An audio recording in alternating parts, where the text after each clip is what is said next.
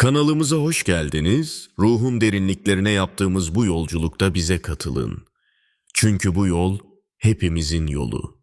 Bugün James'in 45 yıl önce 11 yaşındayken başına gelen ölüme yakın deneyimiyle karşınızdayız. Bu deneyimde James, geçirdiği araba kazası sonrası bedeninden ayrılır ve kendisini uzayda bulur. Orada bir gezegeni gözlemleyen varlıklarla karşılaşır, daha sonra kendisine akaşik kayıtlar gibi görünen ve dünyadaki varoluşun ilk anlarını, günümüzü ve geleceğimizi gösteren canlı kayıtlar izletilir. James'in deneyimi şöyle başlıyor. 11 yaşındaydı. 14 yaşındaki kuzeni ehliyetini yeni almıştı ve birlikte çölde mağaraları görmeye gidiyorlardı. Arabayı kuzeni kullanıyordu. Yol kenarında 3-5 yaşlarında birkaç küçük çocuk vardı. Çocuklar dikkatlerini dağıttı ve bir anda gevşek çakıl bir yola girdiler. Kuzeni arabanın kontrolünü kaybetti. Takla atmaya başladılar ve sonunda araba yan yatarak durdu.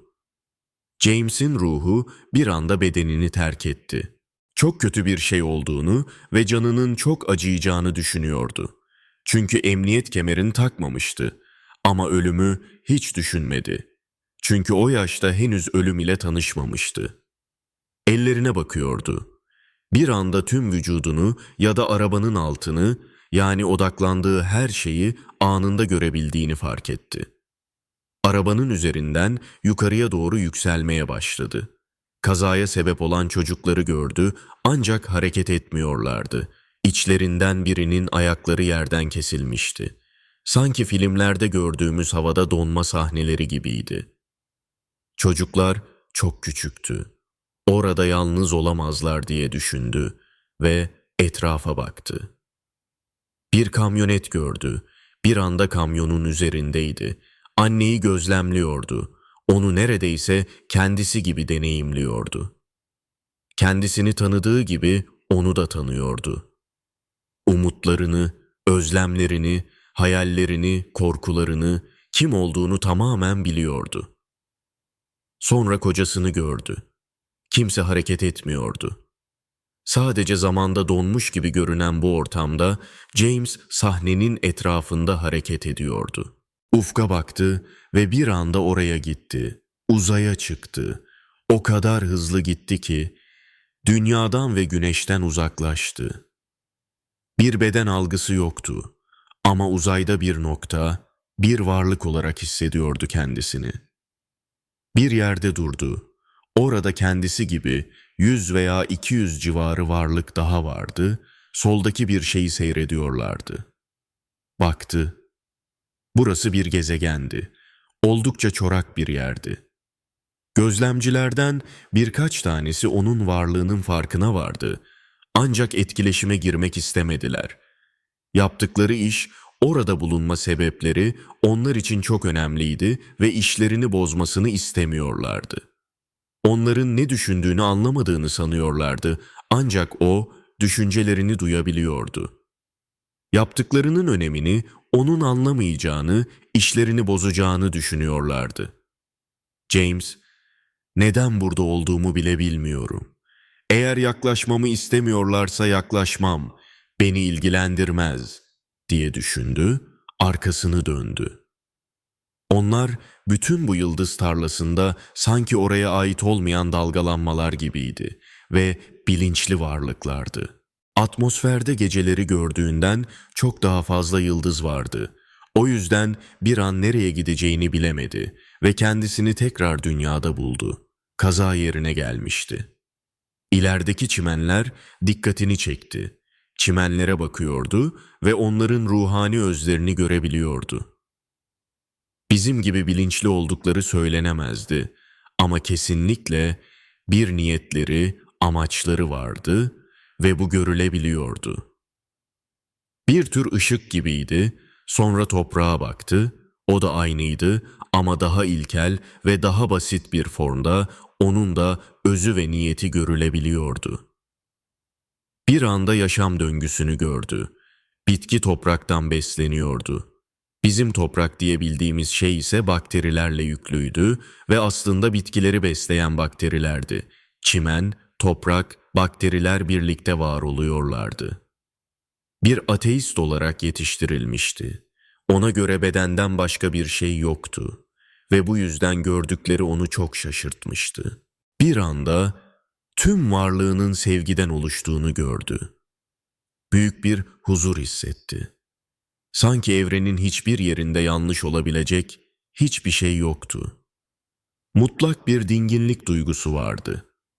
Kendisini çok bilgili hissediyor, hiç düşünmediği şeyleri anlıyordu. Ve o an düşündü. Eğer böyle de var olabiliyorsam neden bedene ihtiyacım var, neden bedenimde olayım? Arkasındaki bir yerden cevap geldi. Biz sevmeyi öğrenmek için buradayız. Bu cevap ona çılgınca geldi. İnsan deneyiminde dünyada gördüğü şey bu değildi.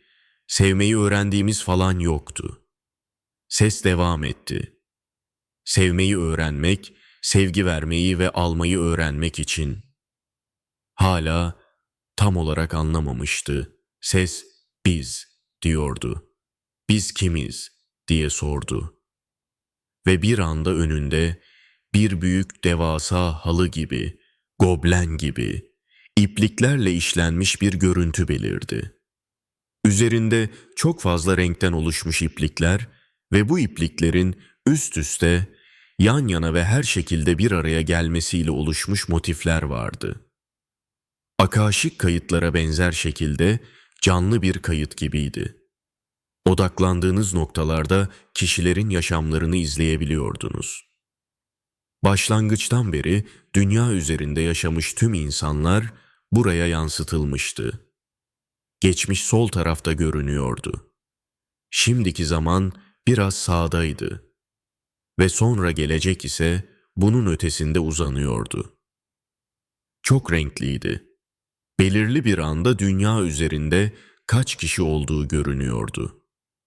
Bu yüzden zaman içinde nüfusun nasıl artıp azaldığını izleyebiliyordu.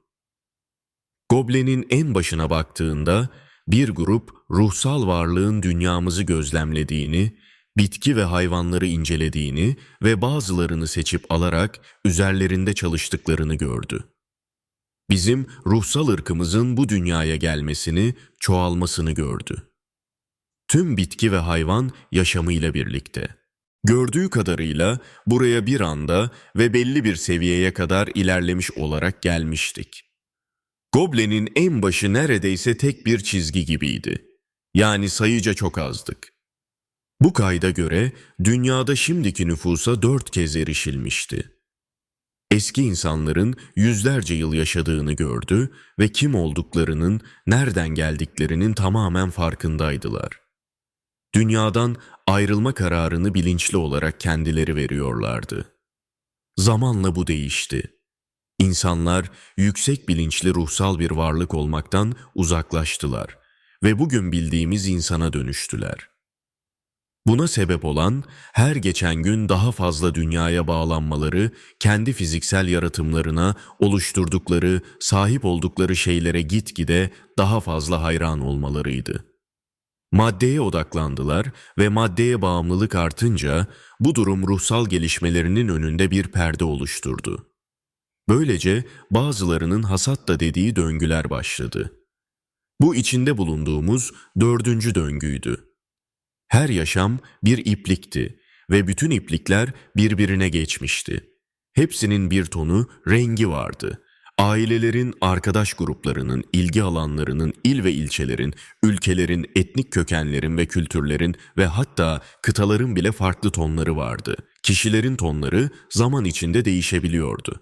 Herkes birbirine bağlıydı, birbirini etkiliyordu. Hatta jenerasyonların bile tonları vardı. İnsanların sayıca çok azaldığı savaş ve felaket zamanları da görülebiliyordu. Bir kültür, başka bir kültür tarafından yok edildiğinde rengi de yok oluyordu. Yaşadığımız dönemin nüfusun maksimum olduğu dönemlerden biri olduğunu gördü.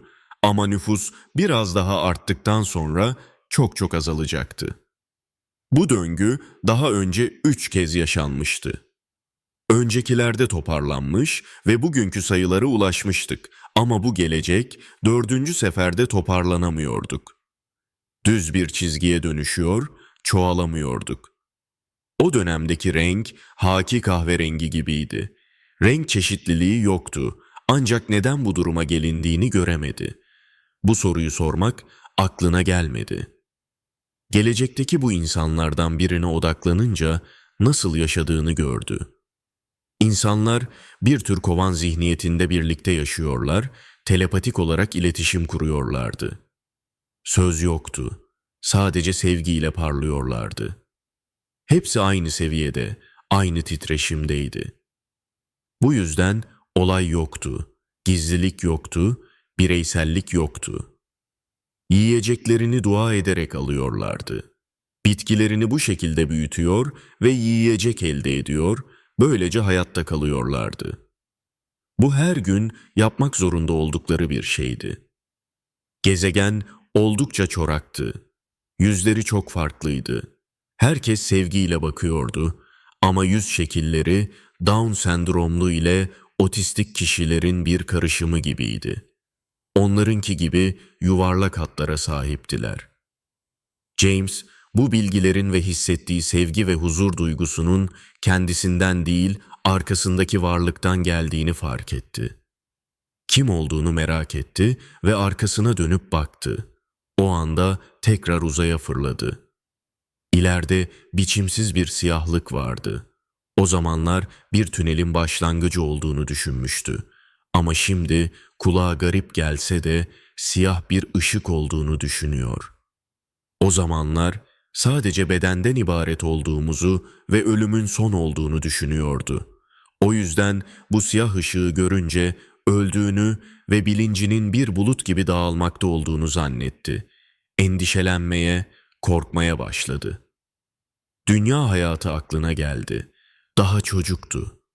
Dünyaya bir sebeple geldiğini ve hala yapması gerekenler olduğu düşündüğü anda kendisini bedeninde buldu. James bu deneyim sonrasında önce kendini yeniden doğmuş gibi hissetti. İlk başlarda hayata dair soruları olduğunda ya hemen cevap alıyordu ya da cevap ona yaşadığı olaylarla geliyordu. Ergenliğe girince bu kayboldu. Artık rehberleri vardı. Birden fazla rehberi olduğunu, sayının 5 kişiye kadar eriştiğini ancak gelen cevabın her zaman tek kişiden geldiğini söylüyor. Fakat bu durum onun hayatını daha kompleks hale getirdi ve başa çıkmakta zorlandı. Yaşadığı deneyim ile gerçek dünya hayatını, dünyaya ait sorunları bağdaştıramadı ve onda ciddi bir stres ve duygu bozukluğu yarattı. Bu iletişimi kapatabileceği, kendi isteğiyle daha sonra bu deneyime geri dönebileceği söylendi. Travma sonrası stres bozukluğu nedeniyle iletişimini kesti. O yıllarda yaşadıklarıyla ilgili yardım alamadı. Kaza sonrası doktoruna yaşadıklarından bahsettiğinde beyninin oyunlar oynadığını, bunları unutmasının en iyisi olacağını söyledi. Sorunlarının üstesinden gelmesi 23 yıl sürdü. Daha sonra Uluslararası Ölüme Yakın Çalışmalar Derneği'ne katıldı. Bu dernek tüm dünyadaki vakaları inceleyen, kurucuları arasında doktorlar, akademisyenler ve bilim adamları da olan bir dernektir. James, bu deneyimden sonra objelere dokunduğunda onların nasıl oluştuğunu ve sahiplerini görebiliyor. Zaman zaman gelecekte gerçekleşecek olaylara dair rüyalar görüyor. Duru görü ve duru işiti yeteneklerine sahip oldu ve çok zengin lucid rüyalar görüyor. Deneyiminde bahsettiği ve nüfusun çok azalmasına neden olacak, dünyanın çorak bir yere dönüştüğü ve farklı bir neslin yaşadığı 4. döngünün ne zaman geleceğini bilmiyor, kendi yaşam süresinde olmamasını umuyor ama uzun bir zaman kaldığını düşünmüyor. Bu döngüden geriye kalanlar için çok fazla bir yaşam deneyimi olmayacağı, çünkü hepsinin aynı titreşim seviyesinde olduğunu ve inişli çıkışlı olaylar yaşanmayacağını söylüyor.